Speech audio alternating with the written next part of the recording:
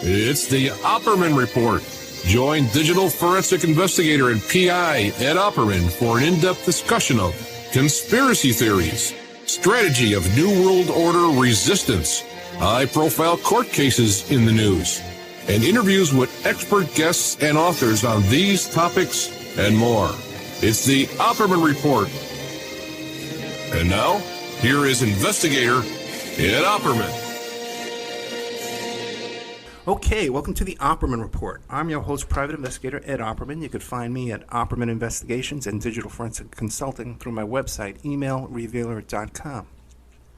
And as always, our archives are free. You can go to Spreaker.com and you could find like 1,700 hours of previous shows in our archives over there. Sign up for free. There's a chat room, and you get an email notification anytime there's some new content put up. Our guest today is Benjamin Risha. You could find him at benjaminrisha.com, and he's written this book about his growing up in this fascinating Tony and Susan Alamo Christian Foundation, this cult. The book is called The Son of Seven Mothers. Benjamin Risha, are you there? Yes, hi Ed. Thanks for having me. Yeah, thank you so much. Tell us about yourself. Who is Benjamin Risha? Well, let's see. I am the quintessential peace child. My mother and father were arranged to be married in a Christian fundamentalist religious organization.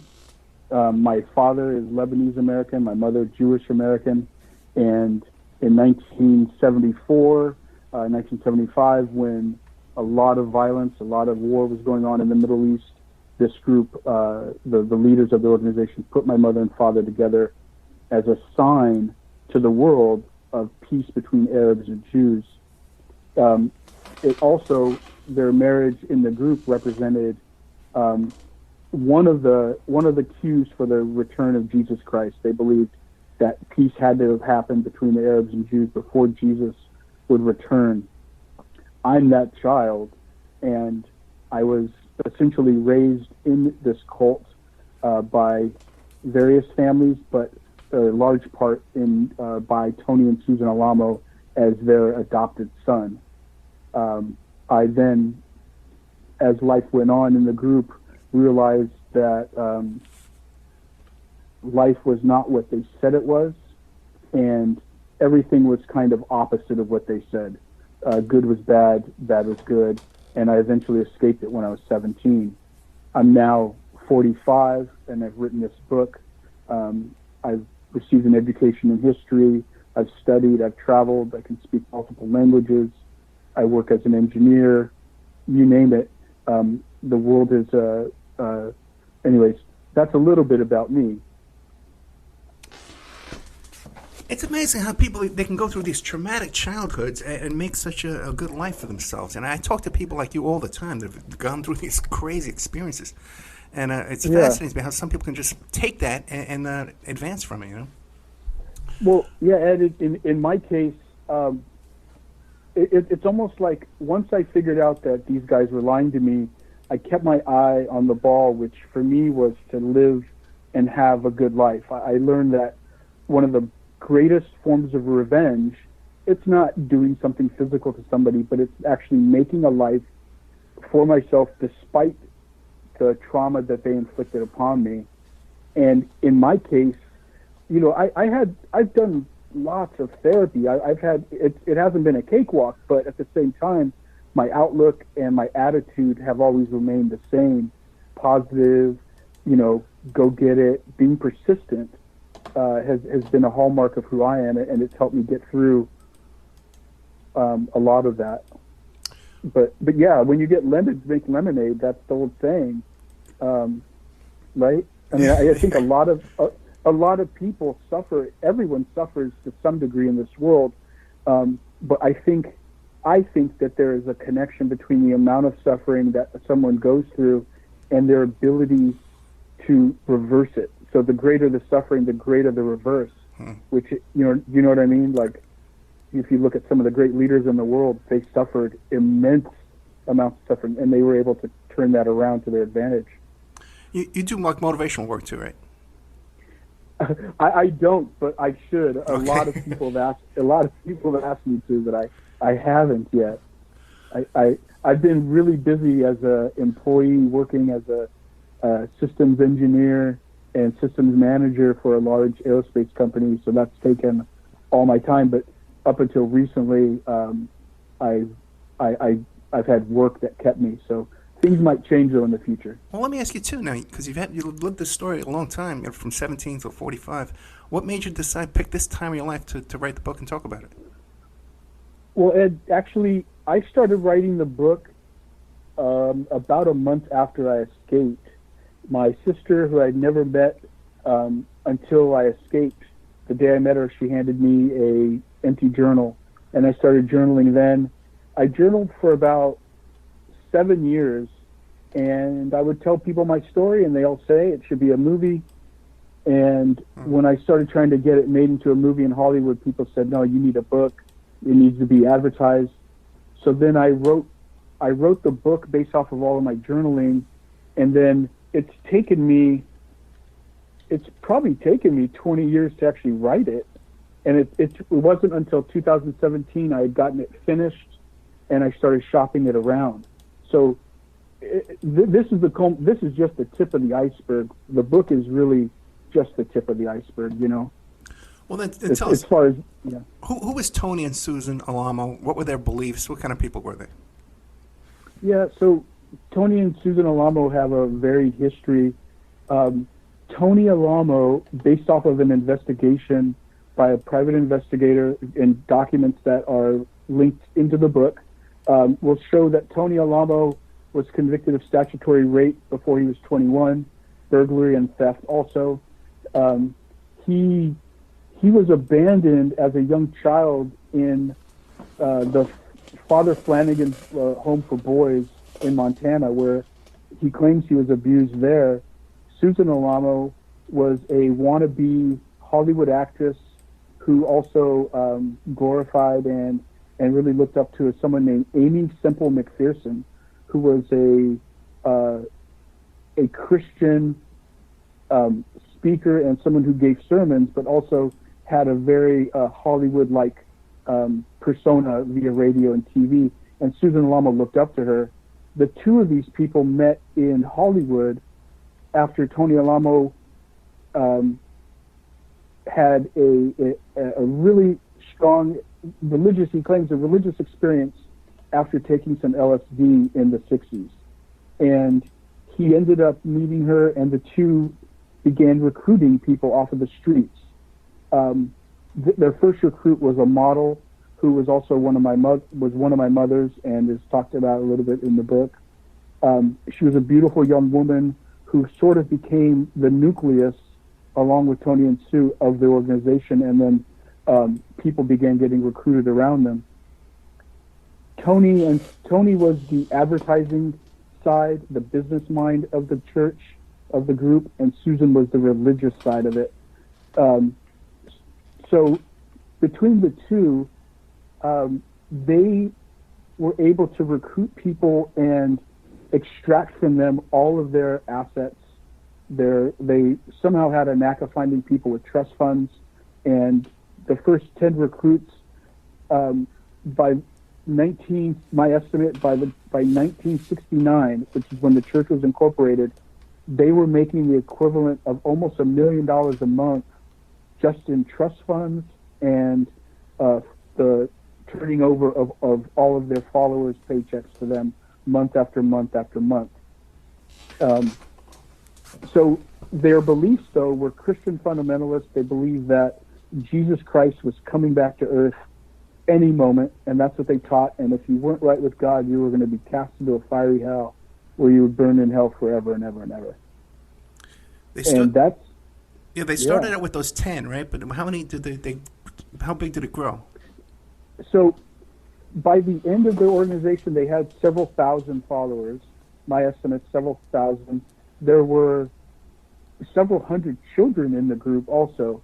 But by 1973, they had probably about 500 followers, and then they began looking for. So they started in Saugus, California, in the mountains, or actually, correction, in Hollywood, California. And then once they got about 100 or so followers, they moved up into the mountains where they could be secluded and away from the sheriffs and from the police who were busting them on a nightly basis for overcrowding buildings, for discussing things like the sewers overflowing and their sanitary conditions just not being up to code. And so then they purchased a 300-acre property in Arkansas, and they moved their followers out there in 1975, and where we built houses and, made our own little society on a compound that was only accessible via 2 inroads that were guarded by gates by men 24 hours a day. So how are they funding themselves at that point? If everybody's on the compound, they can't go to work, right? What's going on? How are they making money? Yeah. So they created roughly 30 different businesses just in the Arkansas area alone. We had a restaurant, we had clothing, we had gas stations, cement company, pig farm, construction companies, nurseries, a distribution center, trucking lines. So with the seed money from the trust funds, they then invested in machinery, in businesses, and they purchased land, and then put these people to work for free and didn't pay them anything, just gave them food and shelter. And even though the Supreme Court ruled that we were considered employees and not volunteers, as they tried to suggest, and the Supreme Court said we were owed money, we never paid any money. Instead, these people worked in the organizations, and those things, they faced outwards. So they supplied, they were essentially businesses to the public, but on the back end, they were just followers who worked 18-hour days for nothing other than the belief in God. There were also some people who did work in the quote-unquote the outside world, and these were the people who were very committed and had a really good polished image. They dressed up in a suit, and they would. Some of them were jewelers. Some of them were. I think we had an attorney or two. We had certified public accountants. We had you name it. We had a wide array of people from different walks of society, and so that's kind of how they funded. Of course, as a church, they had a nonprofit status, so they were able to take all the money and not pay taxes for a long time. And the book talks a little bit, it gets into a little bit about the struggles that Tony and Sue went through as an organization, that the foundation went through, and not paying taxes, even though the government withdrew the nonprofit status. You'll see Tony Alamo scamming and basically stealing from the U.S. government on a daily basis. Does that kind of answer your question? Yeah. Okay, so now you have this group. Now, they must be doing something right to attract all these people, and their teaching must have some basis in reality. How were they able to fool so many people and treat them like slaves? How were they able to accomplish all this? Yeah, I mean, so back in the 70s, when this group really started, or the 60s, the peace and love movement was kind of fading out. There was civil unrest. People were looking for something. They were looking for answers to life's deep questions, I think. And they wanted, at the same time, they wanted brotherhood, and they wanted sisterhood, and they wanted community. Most people want that. They desire that. And this organization offered them the brotherhood, the sisterhood, the family feeling. At the same time, the message, while the message was a message of fear and damnation, there was also a peace and love side to it that occurred. And this is how I would explain it. The message that came down from Tony and Susan was often fear-based. It was to scare you and to keep you in check. But you had to get recruited somehow, and the recruiting method came from what I would call like the middle management, so which was the followers, the adults. the average person, we call them brothers and sisters. So in this interview, I'll call them brothers and sisters. These brothers and sisters were the ones that recruited you. They were the ones that worked with you on a daily basis. They're the ones that walked you through your transition from your life outside the group to life inside the group. And then once that transition was made, it was slow. It was a slow process. Once you were in, then that fear and damnation locked you in and kept you in place.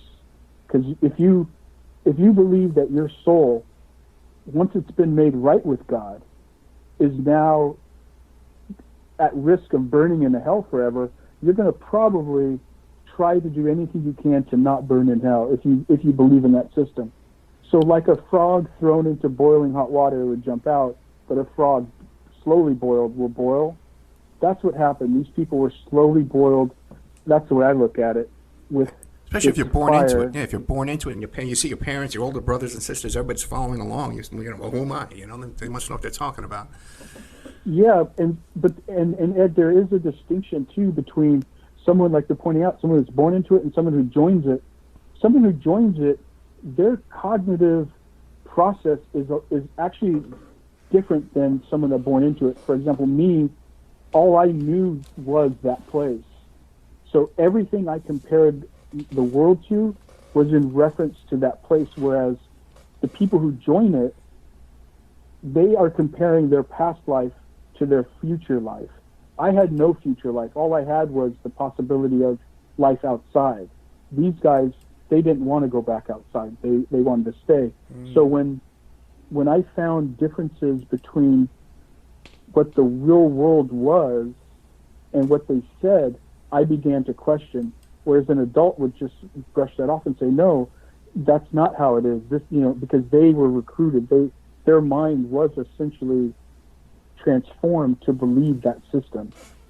Why don't you tell us some of the things you grew up believing and doing that, and now you realize we're just crazy? Okay, so probably the biggest thing that I believe was that if I ever left the organization, there were only 5 options for me. 1, I immediately and go to hell. 2, I would get hooked on drugs. 3, I would go crazy. 4, they would say you would turn gay. If you were a woman, you become a lesbian. You turn gay and go crazy. And 5, actually, maybe it's just 4. Maybe it's just those 4 things. Those were some of the things that we were taught, and so I clearly didn't want any of that stuff to ever happen to me. So that kind of kept me alive. Then the other thing was they told us that the ground would open up and swallow you alive if you left the property. And of course, when I turned 17 or 16, the federal government raided our property, and I actually lived outside of the cult, and the ground didn't open up. But I didn't know.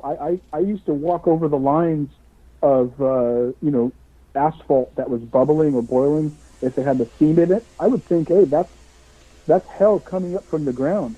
And of course, eventually, I realized, hey, this is just it's not true. So there was that. The belief that only our way was the right way. That was the other prominent belief system, was that no other church, no matter what, they were not teaching the right way. And that having to do with, being a fundamentalist. I mean, reading the Bible for what it is, for what the Bible said. So, of course, the leaders were selective about it to their own benefit. But let's see, what else? Very anti-Catholic views. This organization believed that, or they taught that the Catholics and the Pope were the Antichrist, essentially, that they were the quintessential enemy target number 1. And we taught that Catholics and the Pope were essentially trying to bring all people into hell. Are there any followers that still die hard, that still believe in this teaching? Yes, there are. There's, from my estimation, there's probably anywhere from 50 to 100 people that still believe in it. They still pass out gospel literature around different big cities, and they still try to recruit people, and they still ask for donations. They still have a phone line. If you were to call on the back of one of their tracks, someone will pick up the phone and try to tell you about how Jesus is love and peace and how you need to go and live with them. What is your faith today? I consider myself a humanist. I believe that human beings have the power to transform the world, whereas people attribute it to God doing things. I see human beings, their activity everywhere. I see, I guess, I mean, as someone with Jewish roots, I do like the idea of some of the Jewish teachings, in particular this idea that the more I refine my life and the more I live my own, my zen, if you will, the better of a human being I am, the more light I get in my world, the more, that's the equivalent of being close to God. But I'm not a religious human being in the going to church or going to synagogue sense of it. I'm religious in that my life is my religion. My belief system is a little bit Buddhist, a little bit atheist, a little bit scientific, but at the same time, I understand why people believe in God. I get it. I totally get it, and I don't judge them for it. I might challenge them if I think their views are a bit archaic, but for the most part, I'm very accepting of people, and I just want to see people be happy and live a full life. Now, Tony and Susan, they believe that they would rise from the dead after their death. Are they still alive today? Whew, wow, yeah, that is that's, sorry, it's a little bit of a triggering statement. Okay. But Tony Alamo died in 2017. Susan Alamo died in 1982. But when Susan Alamo died, we prayed over her body for 6 months in a casket in our church, and she did not raise from the dead. She remained she remained dead, and even to the point where when the government seized our property, Tony Alamo had her bones taken out of her crypt and transported across the United States so they could be near him. Now, he's died, and I believe their followers, they couldn't pray over his body, but they do pray that he raises up from the dead. And no, they're dead. Good riddance. Okay, but I was going to ask you that now, because they were your parents, right? These were the parents that raised you. Did you have any love for them at all after you left? I mean, obviously, I had a lot of love for them growing up with them. But when my process and the book really is about this story. It's about the story of me discovering who I really was. That the fact that Tony wasn't my father, that my father, who had left the place when I was 9, was actually alive, and that my mother was alive. And so the lies that I had discovered about my family were the final push, the catalyst, if you will, to make me reject them completely.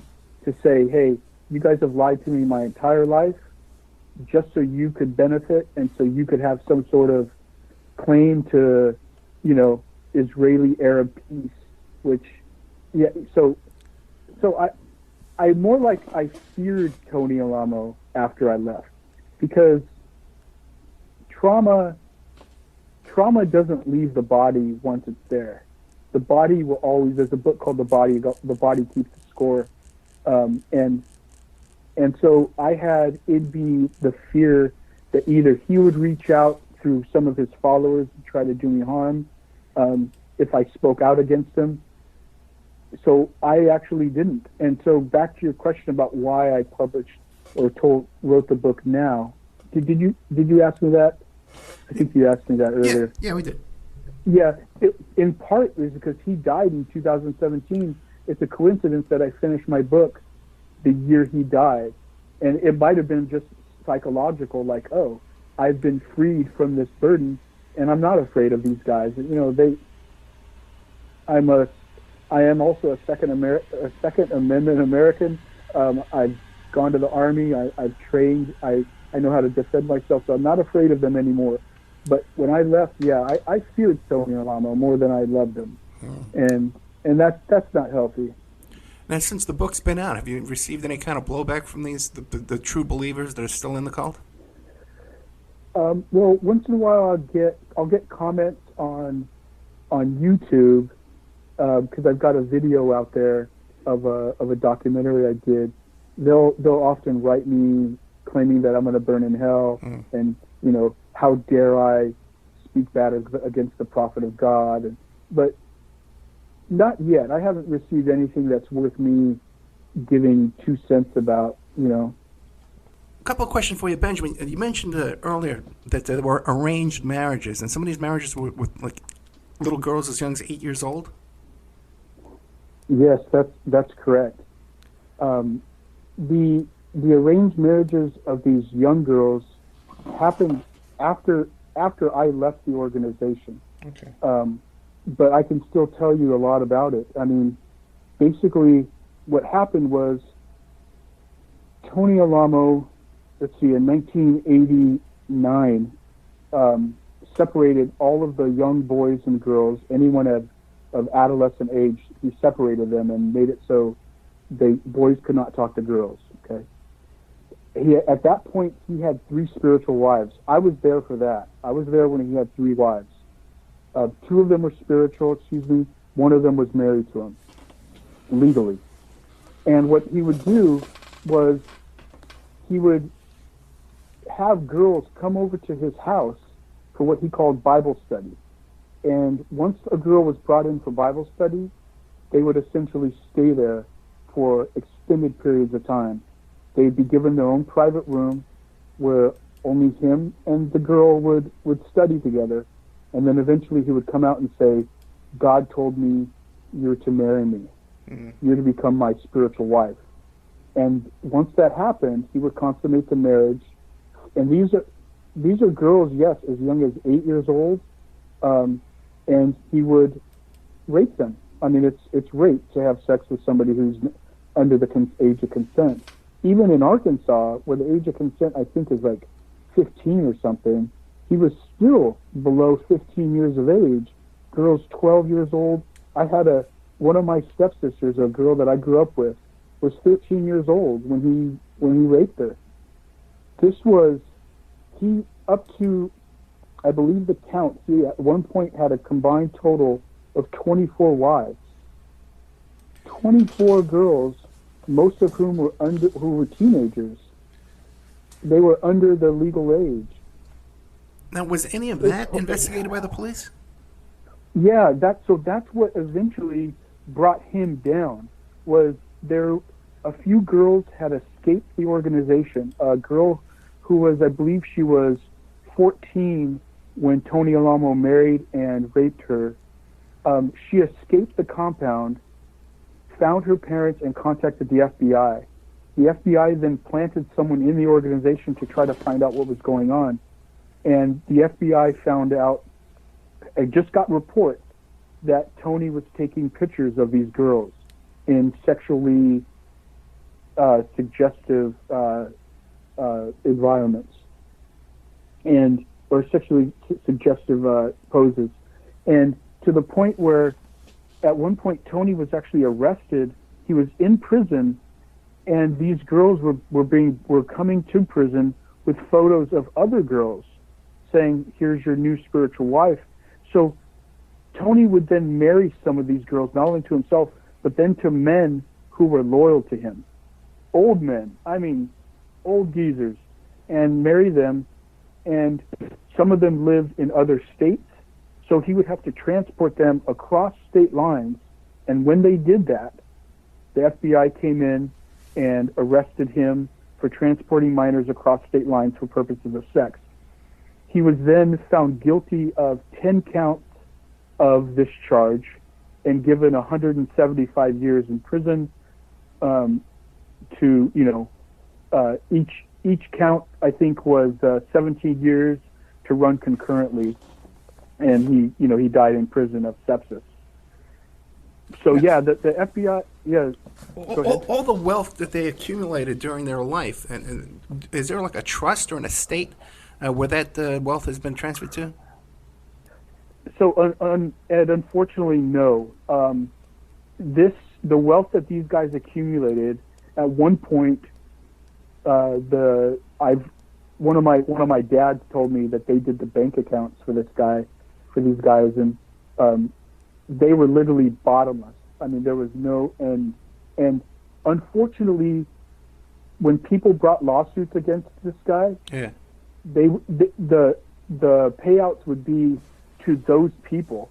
There was never an organized approach to say, let's take all the wealth, put it into a fund, and pay out some of these abused people, because a lot of the abused people, myself included, have never received a penny for anything that we ever went through. And these poor girls who were raped, a lot of them haven't received anything either. And yet other girls, there were 4 girls who got a settlement of $500 million that was awarded to them. And yet other people never received a penny. Now, of course, they didn't get $500 million, they got something else. Yeah. There were some boys who were beaten horribly. They received several million. But for the most part, some of the money went to the government to pay old, tax fines. But no, nothing was ever set up, organized. And that's been one of my saddest, one of the things that hurts me the most, is to know that there was so much money that, if it had been done properly, could have been organized to provide counseling services, legal services, housing, job training, because a lot of the people that come out of this organization have nothing, nothing at all. I am in part wanting to set up a fund. A portion of the proceeds of my book are going to go to a trust fund, and then some of my own personal wealth is going to fund something to pay for legal fees and counseling services for some of the more stricken people that I know of. Now, the church also used violence against the members? Absolutely. Violence. Violence was a daily occurrence. So physical beatings were a regular thing. Back in the 70s, they were private. Like, a kid did something bad, he'd get beaten with a paddle. In the 1980s, after Susan Alamo died, Tony began holding public beatings, where he would have four men take a limb of each child and suspend the child in the air, while a 5th man would take a board, like a serious paddle, and beat us. And this happened to me. I witnessed it numerous occasions. I've written about it. It's been the source of trauma 1,000 times over for me that I've had to work on in my life to get over the fear of being abducted in the middle of the night, because that's when he would hold the beatings. He would wake us up. It's a cult technique, is to keep you tired. So he would wake us up in the middle of the night, have us beaten in front of all of our friends, and that was a normal thing. That was considered normal. And he would often say he had to beat the devil out of us, and when in reality all we were doing was being kids. He would beat us for things like if we got caught holding hands of a girl. I got beaten for kissing a girl once. I saw my friend received 100 swats with a board, and his eyes rolled back in the back of his head when this happened, and we thought he died because of how many beatings, of how bad the beating was. So yeah, physical violence was normal, but so was emotional and other forms of punishment. If let's say you got beaten and you kept doing the thing you were beaten for, then he would take away your food and say, you need to fast. Fasting was considered a religious obligation that we had to do on a regular basis. every Wednesday, every person in the organization went without food except for very small children. But we fasted on Wednesdays all day, and then we would eat a meal at night. But there were times where we were required to fast, Ed, 2 weeks, 14 days of no food as a child. I could only go 7 days, and on the seventh day I passed out. But we were forced to go without food. We were forced into isolation, into houses where you couldn't come out for days and days and days. You couldn't see people. You couldn't talk to people. The emotional abuse was just as bad. The verbal abuse, he would single out people and berate them in front of the entire population, so everyone would ostracize that person and know that they were evil, and you would suffer that way too. And also, you thought that he could read your mind, that he could read your thoughts. Yeah, this started at a really young age. You know that song, "Better Not Shout, You Better Not Cry"? Santa Claus is coming to town. Sure. He knows when you've been good. He knows when you've been bad.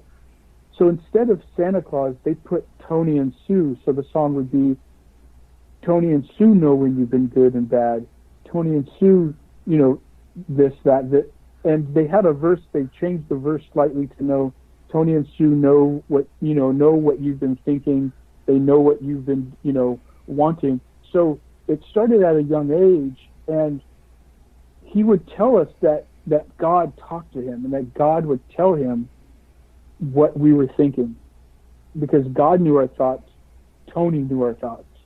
And so that was a fear that so there was this process that he would put us through called being put on report. Put on report was someone would tell on you to him. So when you get put on report, he would preface it by saying, now don't lie to me, because God's going to tell me if you're lying.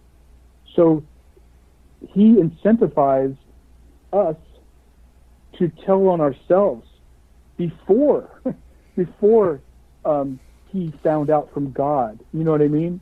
So yeah, it was just it's terrifying, situation, man. Yeah. It's terrifying. And so you get up there. I'd get up there in the middle of the night, and they'd be like, "So Benji, they said that you and your friend, Johnny, were arguing. Is that true?" And instead of just saying no, we were just playing around. It was, yeah, I was arguing, and I was being of a contentious spirit. I broke this commandment, and this commandment, and basically setting myself up for punishment. And they'd be like, okay, 20 swats for you now, and then boom, you get beaten. and so it was just like, yeah. Benjamin, these days, yeah, go ahead. Well, how did you escape? How did you get out of there? I got out because so in 1991, the federal government seized all the property for one. There were two reasons why they took it. There was child abuse charge. A kid got 170 swats and was bloody, and he escaped, and his family found out about it. And then the IRS wanted to take money to seize the property for liens that were placed on the property. I got to see the world for the first time, and this was after the beatings, after Susan Alamo getting raised from the dead, and now I'm in the outside world after the raid, and the ground doesn't open up and swallow me alive. So that, for me, was like, the big thing was like, okay, they're lying. They've been lying to me about something. I don't know why, and I don't know the extent of it, but they've been lying. After that, about 6 months after I realized they'd been lying, I got put in charge of an office, and that office it had all the files of the entire church. I mean, like, just rows and rows and rows and rows of file cabinets. And I was put in charge of the office, and at night I had to answer phones. I was 16 years old. I had no sexual outlet. I was not allowed to talk to girls.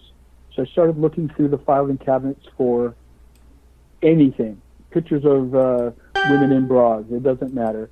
And, I knew Tony Alamo was a bodybuilder, and I remember as a kid, he had bodybuilding magazines, and I remember seeing women in bikinis. So I started looking for these magazines, and instead I found my birth certificate.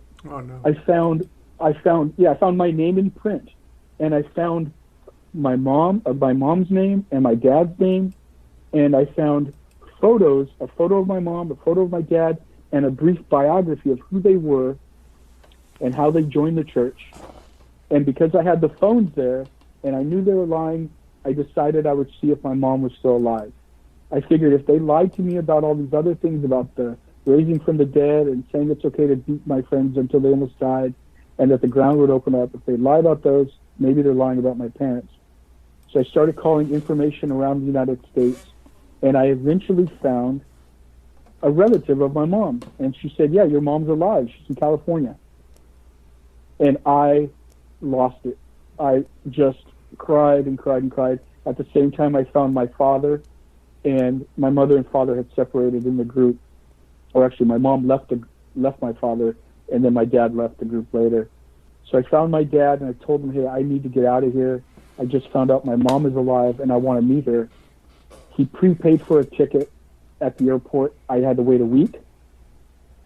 So waiting that week, I had to conceal all of this to Tony Alamo. I had to conceal that I knew these people had been lying to me, and now I found out my parents were alive. And essentially, I called a cab on the morning of my flight. I ran away with someone following me all the way to the airport. I got onto the tarmac, and my stepdad, who had a cell phone with Tony Alamo on the cell phone, remember those old brick cell phones? Sure. He had one of those things, and the gate agent wouldn't let him on the tarmac in the Fort Smith airport, small little airport. And instead, my stepdad yelled and said, hey, Tony Alamo has said, if you come back, you can marry any girl you want. Wow. You can live anywhere you want. Yeah. So he was trying to buy me off. I didn't realize it at the time. I realized it afterwards, but I still knew he was lying. So I walked up to the cell phone and yelled in there and said, tell him he's a liar. You know, he's been lying to me my whole life. I found out my parents are alive, and I just wanted to live with them. That's more or less how I escaped. I found out they were lying to me, and I began doing research. And I realized, hey, I can get out. And I got out, and I never looked back. Your parents must have been so worried about you all that time. You know, what they just thought they lost control, of you. They could no way get you back. Yeah. So if for those who understand a lot of cults, especially this one that has a lot of resources, a lot of money. Yeah. They had a lot of money, and my mom hired a private investigator to come try to find me and to retrieve me. And what would happen is the private investigator would come to the sheriff's department in Arkansas, near Alamo, Arkansas, where our compound was, and say, hey, I need to investigate this kid. I need to find out, is Benjamin Risha on this compound? The sheriffs would call the church and say, hey, do you have someone named Benjamin Risha there? Benjamin Risha. And the cult leaders would say, tell him he's not here. Tell him we don't have him. Mm-hmm. Of course, then Tony would take me, and I would go to Nashville, or I'd fly out to Texas, or I'd go to L.A., or one of the other numerous compounds. So my mom tried to get me 3 different times, I found out, and they all coincided with me being moved as a child. That's on my mom's side. And so there was the fear that if she brought lawsuit against the Alamos, that they would be ruined financially. That, plus I was my father's son, so my mom wasn't sure the legal standing or whether not my dad could claim me. And she just, after she tried to get me those 3 times, she did give up, and she did worry about me. My father left when I was 9, though. Oh, go ahead. No, go ahead. Yeah, so my father left when I was 9, but by the time he left, his story was different. He was just so demoralized spiritually that he barely even survived himself. So he couldn't take me with him. By the time he left, his life was in such shambles. The cult had torn him down and tore him apart, so that when he left, he couldn't take me with him, and he figured that at least I would grow up with friends, and that at least I would have a roof over my head and 3 square meals a day, which I did. I don't think he was aware of the child abuse that was happening, though, because it was kept under wraps. Well, he was actually out working a lot, now that I think about it. He was never on the property when the beatings and stuff were happening. He might have known. I don't know. I can't imagine him knowing and leaving me, but he did. And I don't think it was an easy call for him to make. Benjamin, Risha, this is a fascinating story, man. I got to tell you, you've lived some life, and you've really turned the corner on this, and really came out great, man. God bless you. Benjamin Risha, benjaminrisha.com. The book is called The Son of Seven Mothers. We got like 1 minute left. What do you want to leave us with? Oh, just thanks a lot for having me. And the book is I think it's a great book for anyone who wants to read a story of persistence in the face of overwhelming challenges. This is the book for you. A book of crime and getting over those crimes. So. And they can also get it at the Wild Blue Press website too, as well as for sale over there as well. Benjamin, thank you so much. Yeah, thank you. Wild Blue Press. Go for it. Good night.